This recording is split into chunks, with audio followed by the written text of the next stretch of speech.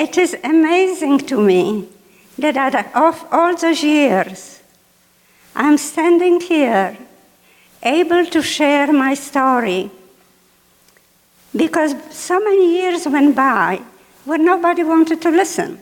Nobody really wanted to talk to Holocaust survivors. I remember when I first came to the United States and some people asked me, was it really as bad as we saw in the movies? And when I tried to say yes, people say, oh, we had such a tough time. We couldn't buy nylons, we couldn't buy sugar, we couldn't buy gas. And so the survivors were silent. Even between each other, we didn't talk. We were busy. We survived something impossible to imagine. We just wanted to go on with our lives.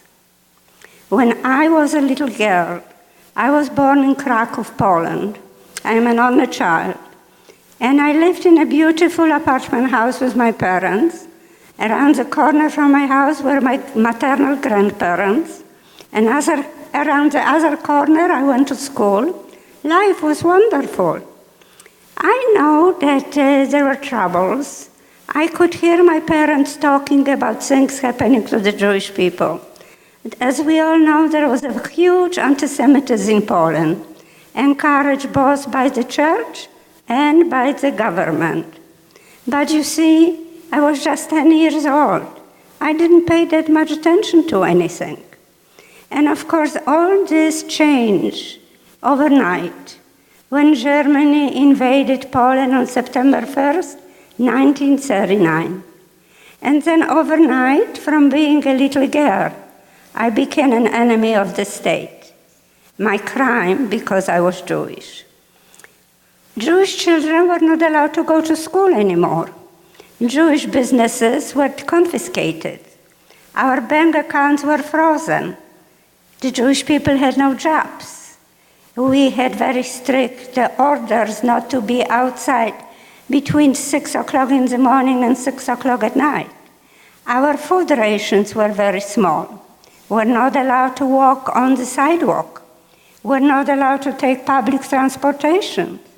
We were forbidden to walk on a sidewalk when there was a German soldier. We were not allowed to own pets. I remember my father had brought me a puppy, and I walked that puppy one night because my mother said, either that puppy goes or I go. So naturally, I had to walk with that puppy to make sure that it didn't mess. I was stopped by the patrol. I was still too young to wear the white armband with the blue Star of David that we in Poland, in Krakow, had to wear. In Krakow, because it was the seat of the Polish government, the German government, we were different. We did not wear a yellow star. And of course, once I was stopped by the soldiers, the puppy went away the very next day. And my father was very optimistic. My father was saying, don't worry, nothing is going to happen.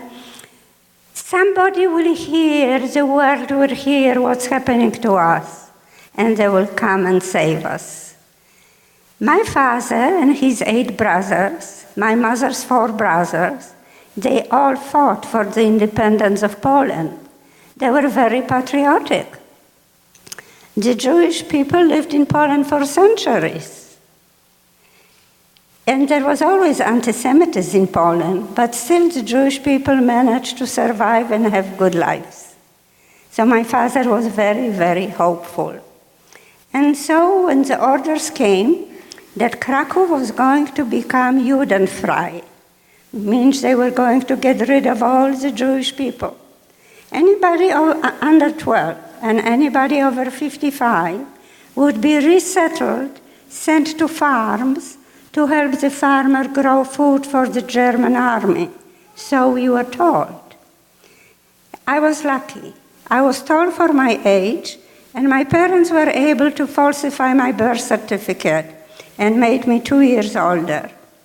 And I remember when we came and stood in line on the building where the office of the German Gestapo was, and we awaited our permits. I remember we were surrounded by hundreds and hundreds of German soldiers. They were equipped not just with their rifles and their revolvers, but with dogs, huge dogs. They were trained to attack people.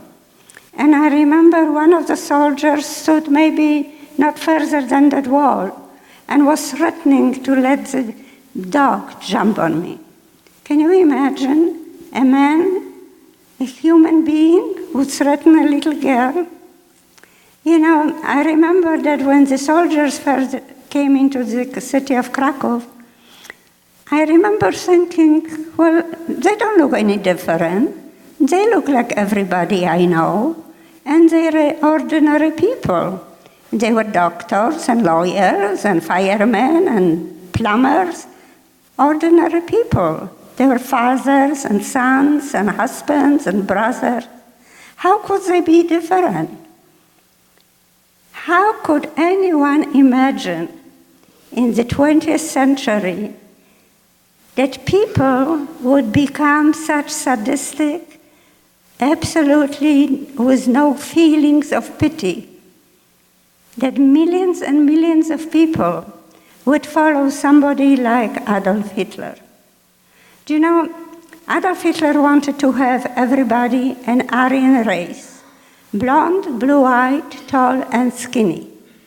Well, everyone probably here had seen of Adolf Hitler. I think if anybody looked Jewish, it was Adolf Hitler. And so the rest of his crew, the rest of his so-called cabinet, they were fat, they were ugly. How could people believe it? I think to this day that the tragedy that befell the Jewish people in 1939 actually started much earlier. But the world did not want to listen. If there was just somebody who would have spoken up in 1937, 1938, that would not have happened. But hate breeds very fast. And so the whole world was plunged into darkness. And the hate was what driven all the millions and millions of people. I remember that we finally got the permit, and we were told we were going to be put into the ghetto because Krakow wanted to become Judenfrei, no Jewish people living in Krakow. I remember we were told to leave in 3 weeks. We got 3 weeks' time. We would be sent to the older part of the city where they built a ghetto. The part of the ghetto was hold like 1,300 people before, but the ghetto was built for 30,000 people. Can you just imagine how so many people could fit into such a small place? The ghetto was surrounded by a wall, barbed wires, and of course guard places. I remember that each one of us was allowed to take a small suitcase and a pushcart. I remember putting on, it was March 1940. I remember we were putting on a lot of clothing, a lot of layers. I remember I put on like maybe 6 pair of pants and ski boots and socks and sweaters. We put a lot of stuff on the little pushcart. Some covers, some dishes, some blankets and sheets, and the rest was just left there. I remember standing in my bedroom looking around, looking at my bookshelves, looking at my collection of Shirley Temple dolls, and of course I couldn't take anything with me. And I remember in the living room, my mother had something that she really loved. It was a little china tea set given to her for her wedding. And we took very good care of it. And I just remember looking at it and asking my mom, why can't I take my doll? And she said, because there is no room. But I also remember that she made me polish the mail slot in our front door. And as we were leaving the house, we had to leave by a certain time and turn the key to the superintendent of the building. And I remember that I knocked on a lot of doors of my neighbors and rang a lot of bells, wanted to say goodbye. I was very friendly with my neighbors. I remember especially there was one couple, and they didn't have any children. They were both professors at the university, and they always invited me to come and visit, and they allowed me to search their library, and I could read anything I wanted, and most of the books my mother would have never allowed me to, so I was allowed to do it in their apartment. But nobody was home. So as we started to walk away from the beautiful building, from what I call my home to this day, I looked back. I looked back at the building, and I saw behind every window, closed window, and the lace curtains, all our neighbors were looking at us. But nobody had the guts to say goodbye. And then I remember walking through the streets of my beloved city, and it was March, and it was very muddy and cold. And there were people lined up, especially young people, young children, who were taught to do that. They were picking up stones, picking up mud, and throwing at us, and yelling and screaming, "Good riddance, Jew, don't ever come back." And my father said, "Don't worry. Don't worry, because this is not going to last long." You know, my father, as I said before, fought and survived the First War. And this was the time when the war was fought between the armies, where the civilians, of course, suffered. They didn't have food, they didn't have coal. But this was going to be different, except nobody could imagine how different it was going to be. And I remember I remember the feeling of dread, walking through the gate behind the wall into the ghetto, and walking up to the apartment that we were supposed to go to. It was on a fourth floor, and it was a very old building. It was so old that the bathrooms were outside in a hall. And in the ghetto, in the Krakow ghetto especially, they created workshops. People who used to own businesses before the war created workshops so that every one of us would be employed, because to be employed meant to be allowed to live, we thought. So there was a workshop that was making shoes. There were shoemakers and dressmakers and tailors and fur makers and brush and brooms makers. And I went to work in a printing shop because the people in charge of it were friends of my parents, and my parents felt I would be safe there. And I remember that our tiny apartment, as we first walked into that apartment, was so small, tiny kitchen with a tiny sink. And the first thing that came to my mind when I looked at the sink was that it was so low and so tiny. And I just saw the movie Snow White and the Seven Dwarfs. And I said to my mom, "Look at that sink. It looks like it was built for the dwarfs." And then we walked into this first bedroom, and there were only 2 families living there already. Then we walked into the second bedroom, and there was already 1 family of 3, a husband, a wife, and a sister. And so I remember my parents put a rope from one side of the wall to another. They hang a blanket over it. They put 1 mattress on one side and another small mattress on the other side. And my father said, "Don't worry. Don't worry, everything will be okay." And we thought as long as we are working, and we are all working on double shifts, that we would be allowed to survive, that something will happen and we will be free. We were so naive. We were so naive.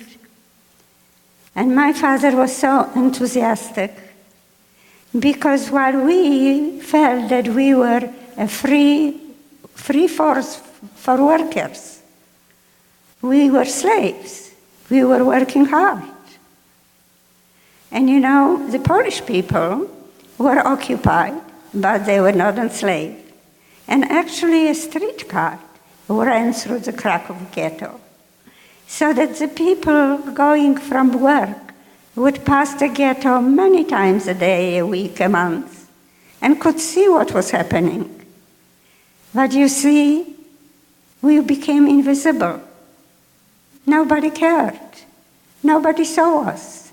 Nobody heard us. The people became deaf and dumb. We did not exist.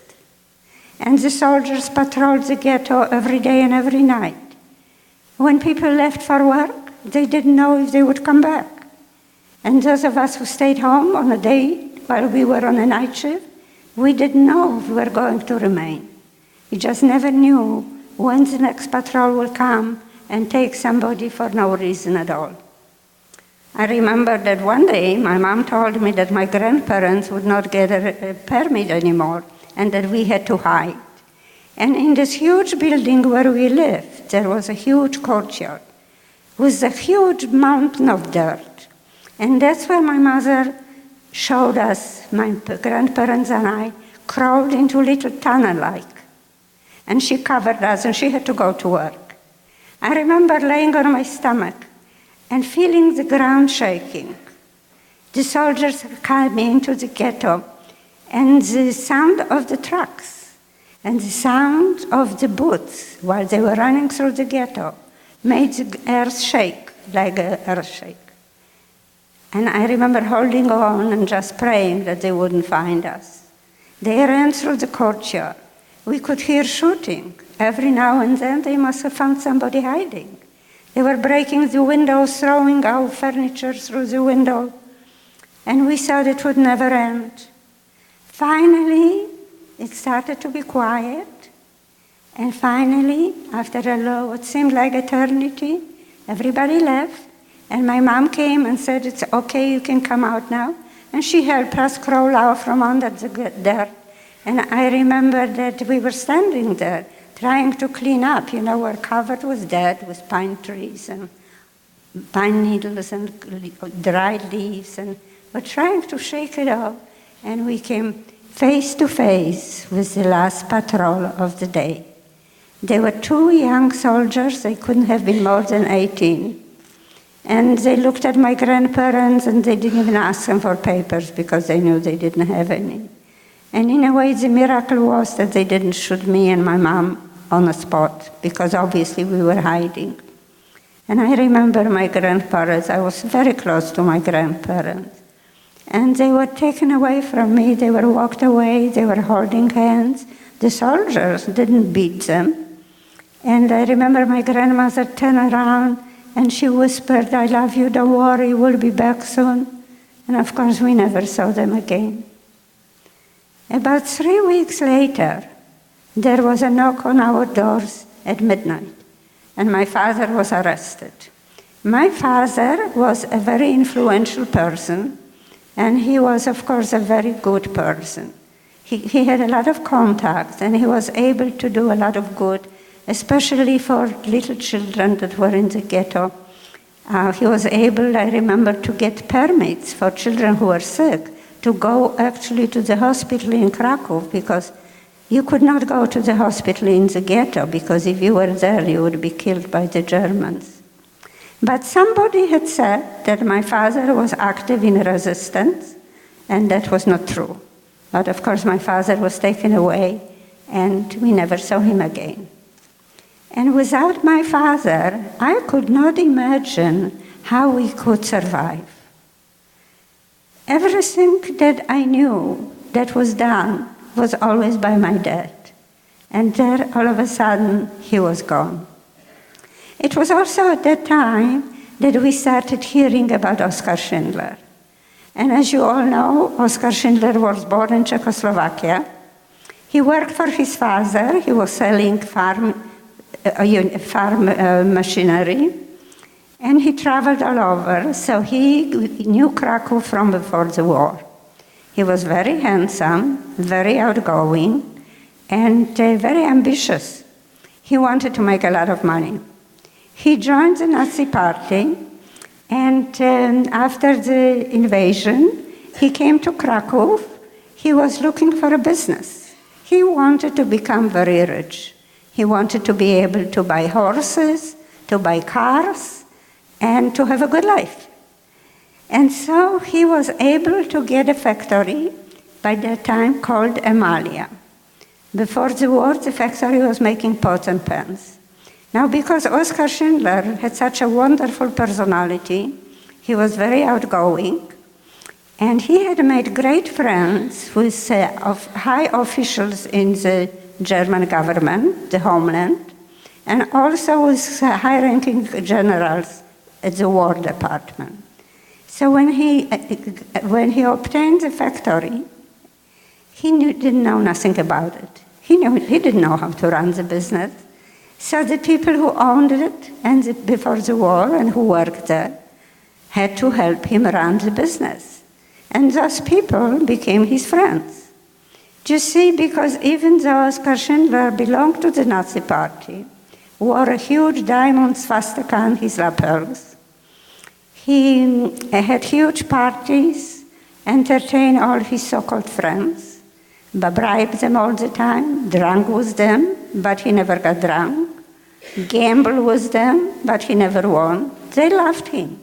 So he convinced them that he will convert part of the factory of making ammunition, and the other part was making pots and pans and all things needed by his homeland.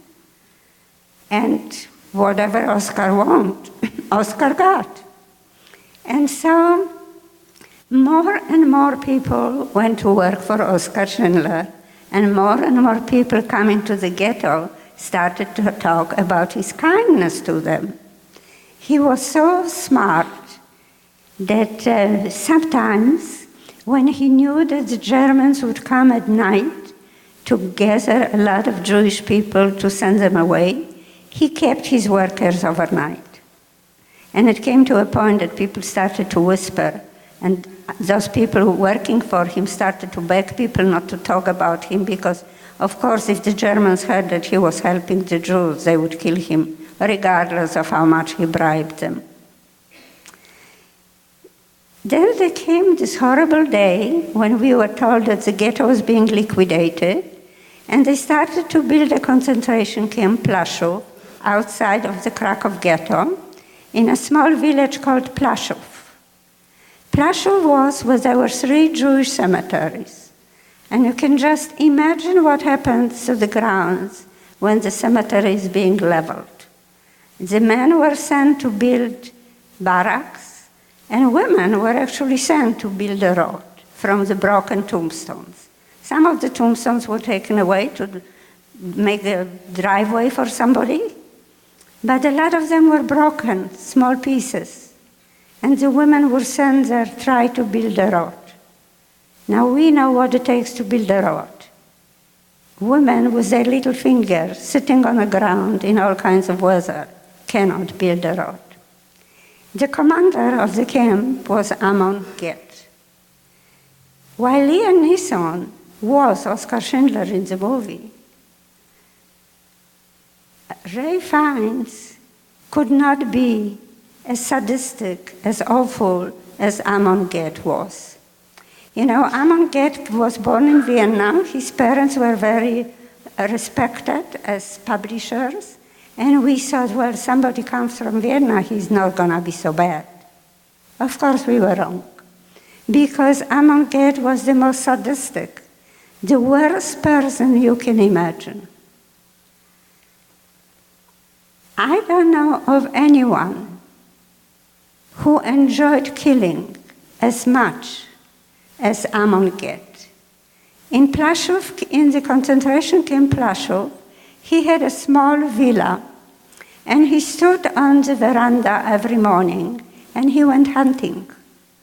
Except he was hunting for people, the people who went to work, or the people who came from work, the people who walked by either too fast or too slow. You just never knew who would be the first to go. And then I remember when we were sitting on a road, in a long, long, long line, trying to build the road. And I remember saying to my girlfriend sitting next to me, oh, be careful, be quiet, Amon Get is coming. And all of a sudden she fell. And I quickly put my hand behind her, trying to pick her up. You can't lay down now. I realized my hand was full of blood. He had shot her. He probably had a silencer. I didn't hear. I didn't see him. He walked around with huge dogs. I've never saw such dogs before and after. And the dogs were all trained to attack people. And the time came when the Pasha was ready, when the camps were ready, and we had to leave our homes. Of course, we were given only 1 week notice, and we were not allowed to take anything with us except a small suitcase. My mom and I were taking care of my little cousin Jenny. She was 5 years old. She was blonde, blue eyes, adorable. And somehow, when my father was still with us, he managed to grab her while her parents and her older sister were taken away. And my mom and I were taking care of her. But in order to go to Plaszów, you had to be again over 12 or under 55.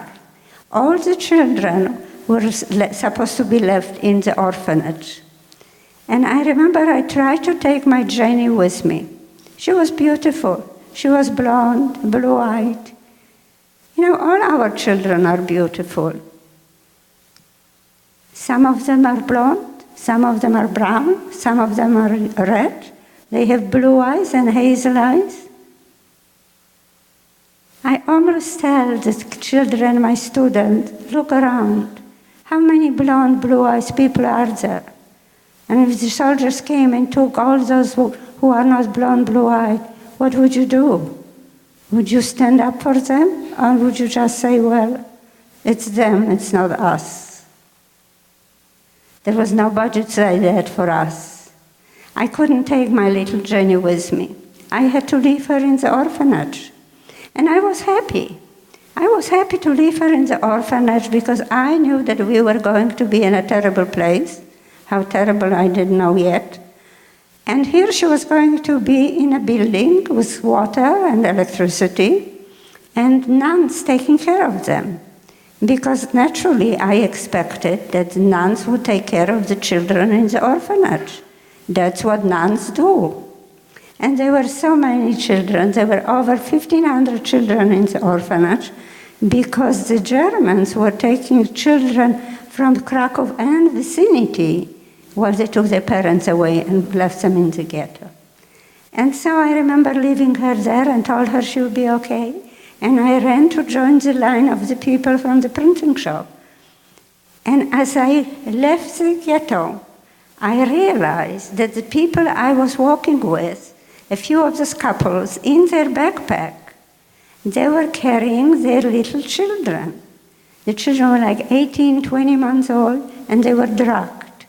Those were those lucky people who had their friends, those we call the righteous Gentiles, those who risked their lives to save a Jewish child. And they risked their lives not just because of the authorities, but because of their neighbor.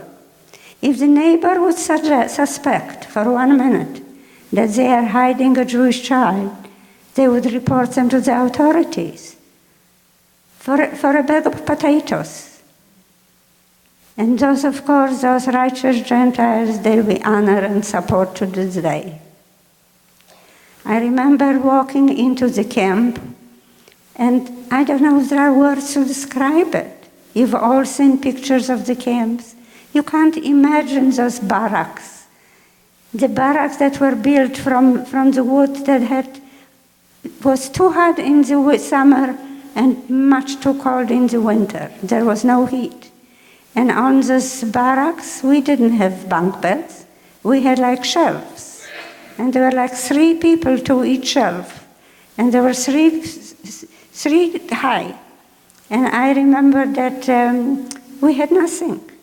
We kept our little bundle of the few clothes that we brought, put it under the mattress made from hay, and the workshops from ghetto were moved to Plaszów.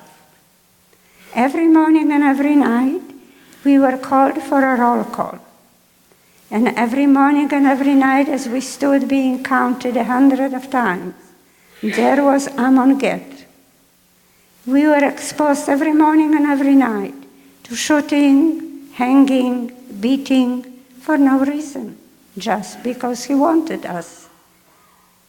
Did you know that all those years that I stood in front of Amon Get, I didn't know what he looks like.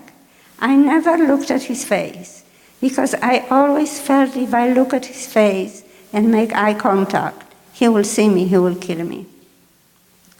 It is impossible to describe how hard it was to survive with very little food, with not enough water, with not enough soap. And then we were so lucky. My mom and I actually my mother heard that Oskar Schindler was building a new factory, a new camp next to his factory, and that he's wanting more people to come and work for him. And she actually told me to go to talk to Marcel Goldberg, and you saw him in a movie. He was the one that took bribes. And he actually was my father's friend, and he actually shared our apartment in the ghetto with us. And I went to Marcel Goldberg and I asked him to put my mother and me on the list. I also asked him to put my aunt, my mother's younger sister, on the list, but he didn't. And so the day came that my mom and I were able to leave the camp and go to work for Oskar Schindler. And that would be like comparing leaving hell and a devil and going to heaven. Because to me, Oskar Schindler was like an angel sent from heaven. Sometimes when I looked at him, I expected him to spring wings anytime, because he was kind. And he cared about his workers. His camp was very small. Those are 300 women. There were actually bunk beds. There actually was a table and chairs in the barrack. The guards were not allowed to come into the little camp. They waited for us outside and walked us to the factory, which was just a few steps away, and they were not allowed to come onto the factory floor. I worked on a small machine called lace. I was making shells for ammunition. And, I remembered exactly what it was like, because I was like on one side was the ammunition factory, and across the courtyard there was the Emalia factory. And connecting it was a glass bridge. So you could see Oskar Schindler walking from one side to another all the time. Oskar Schindler used to come to the factory every morning to say hello, talk to people. And he had a habit of lighting a cigarette and leaving it next to a machine that the men were working. And then he would get another cigarette and just leave the cigarettes all around. So to us, to me, he was like my father. And for some of the older girls, they were all in love with him. He would come into the factory and everybody would be smiling. On a night shift, the things that he did are so just not explainable. He ordered the young girls to come and clean his office on the night shift, which meant that we could lay down on the floor under the desks. Somebody would be standing outside just to make sure that in case the soldiers come, which they never really did, they would wake us up. So he gave us life. It was more life. We were stronger. He saw to it that we had more food. We were not starving under Oskar Schindler's care. And there was a hospital with a doctor who took care of people, and you did not have to be afraid of being killed. I myself had a pneumonia when I was in Schindler's factory in Emalia, and I was in a hospital for a whole week, which is unheard of, with the doctor really taking care of me. But you see, this heaven didn't last very long, because the Germans were losing the war against the Allies, and they were determined to win the war against the Jews. And so all the camps were being liquidated and sent into Germany. And that's when Oskar Schindler made his famous deal with Amon Gert. He bribed him with a fortune of diamonds to move his factory to Czechoslovakia, where he came from, and take his workers with him. And I remember when they took the women out first, the men remained a little longer to take care of the machinery, dismantle the machinery, get it ready for shipment. The women, we were tattooed by the Jewish doctor with KL, which stands for concentration camp. And we were sent for 3 weeks to Plaszów until they put us on a train to what we thought would be Brünitz. And I remember that we were put on the boxcars, like 150 women in each one. And you know how small those boxcars are. It's not enough room for 150 women. They shut the door. There was no window. There was no air, no bathroom facilities, no water, no room to sit down. We're standing there, squeezed like sardines, frightened. And the train stood there without moving for a long, long time. And when the train finally moved, it seemed like such a long time. And we tried to peer out and look to see what we could see. It was getting dark. Already we were frightened. And then when the train finally stopped and the doors opened, it was night. And I remember that the light shone on the trains. And when the door opened, all I could see was miles and miles of barbed wire. And then I saw what it seemed like hundreds of soldiers, with the dogs, of course, with the rifles. And then I saw the sign, Auschwitz-Birkenau. And then I knew. We heard about Auschwitz-Birkenau. People were talking about it, but we did not believe it. How could you believe? How could you believe in 20 centuries that there are people that were actually murdering by thousands? It was impossible to believe. I remember as we were escorted out of those boxcars, we had to jump down with some of the prisoners. And, Auschwitz is a huge place. Auschwitz I was where, before the war, the Polish army was living. Auschwitz I was where the Germans kept their prisoners of war, their political prisoners, religious prisoners. But Auschwitz II, Auschwitz-Birkenau, was built especially for the Jews. That was the place where all the Jewish people were brought. All the Jews were victims. But there were some victims that were not Jews. I remember that we were very thirsty, and we saw that it was snowing. So we tried to touch some of the snowflakes because we wanted to lick it. And we realized this was no snowflakes. Those were ashes. And I realized ahead of me that I saw chimneys. And as dark as it was, you could see some fire and smoke coming from chimneys. And we were overcome by a horrible stench. There was such stench in Auschwitz and so many ashes falling that the families of the soldiers who were guarding it and who lived nearby complained to the authorities that they couldn't hang out their laundry and they couldn't let their children play outside.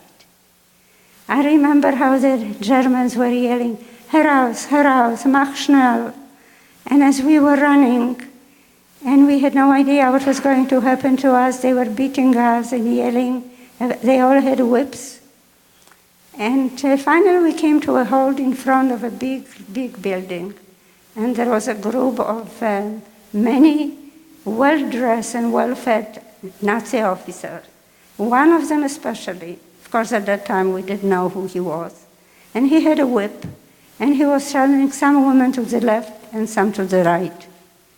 And I realized that those to the left could barely walk. So the rest of us tried to straighten out, pinch our cheeks so that we would be healthy. And we went to the right.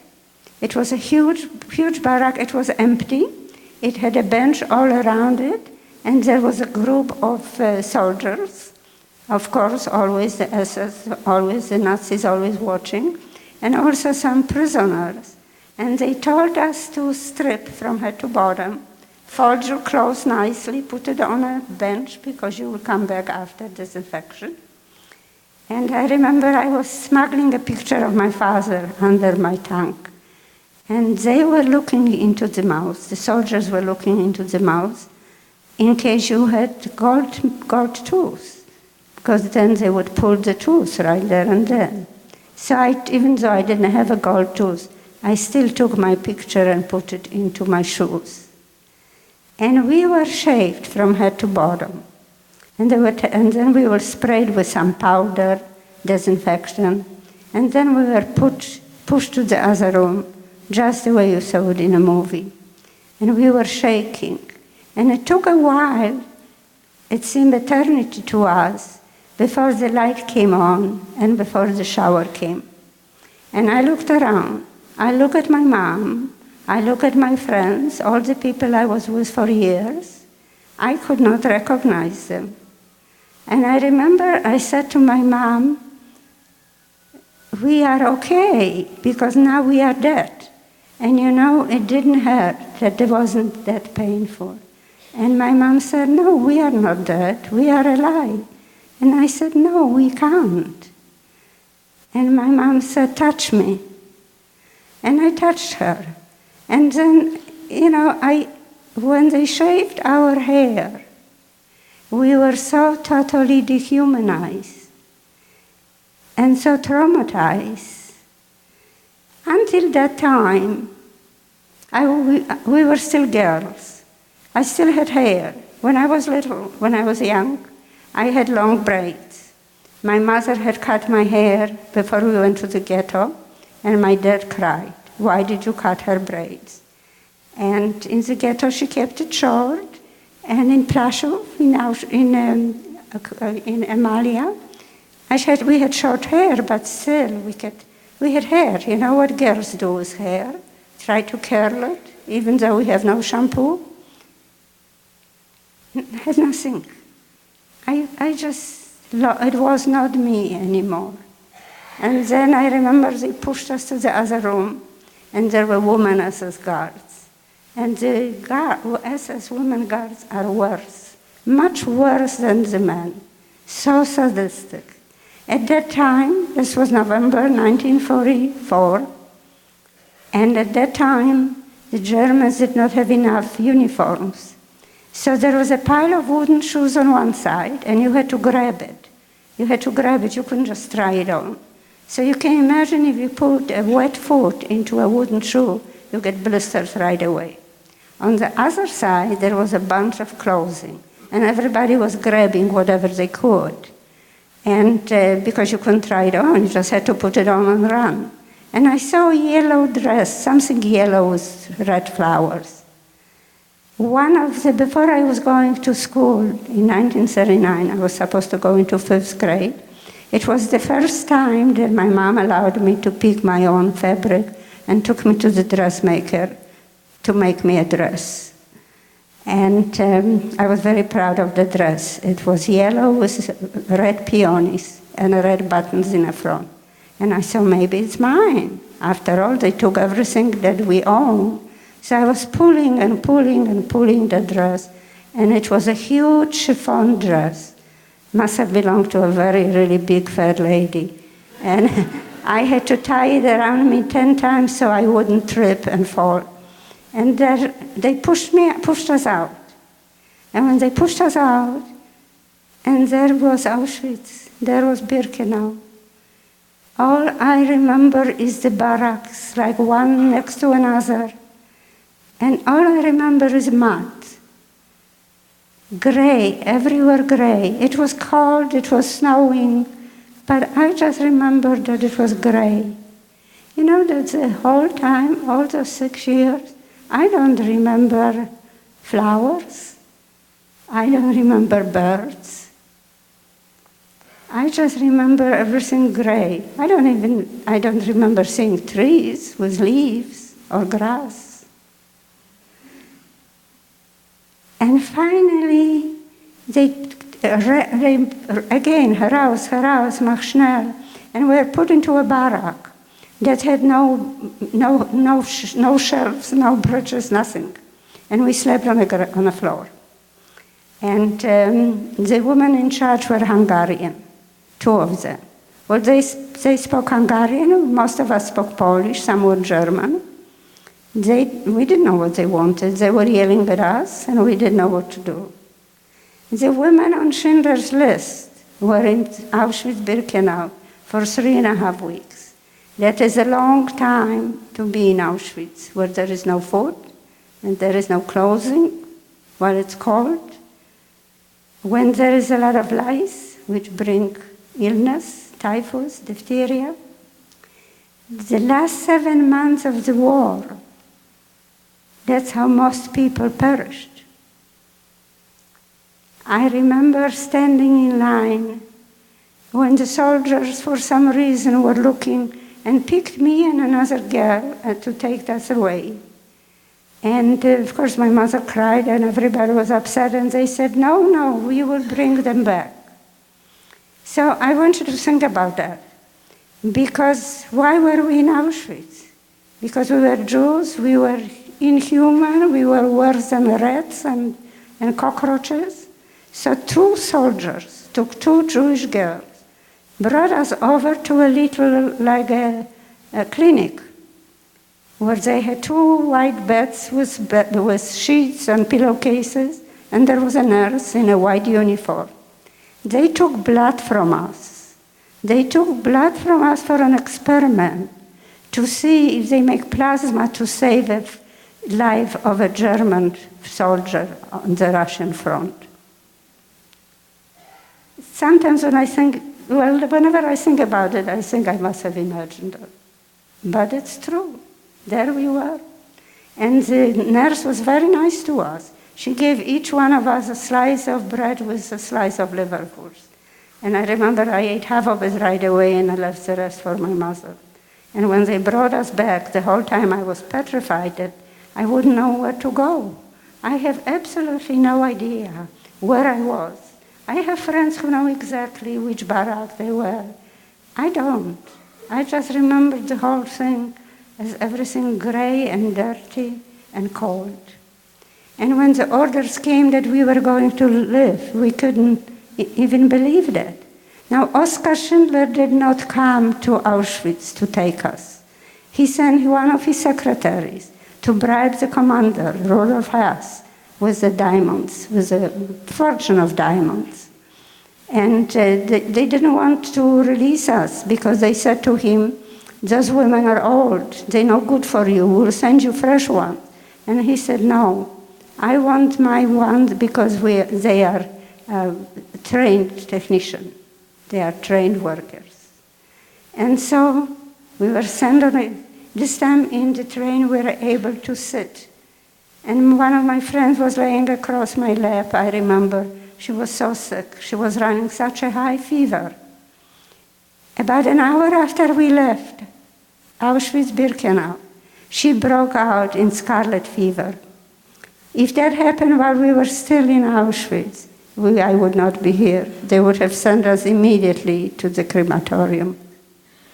And after a long time, when the train finally stopped and the doors opened, there stood Oskar Schindler in all his glory, with the green Tyrolean hat, I remember. I see him like he was here now, with the feather in his head, with the cigarette always in his hand, the green Tyrolean coat and his boots.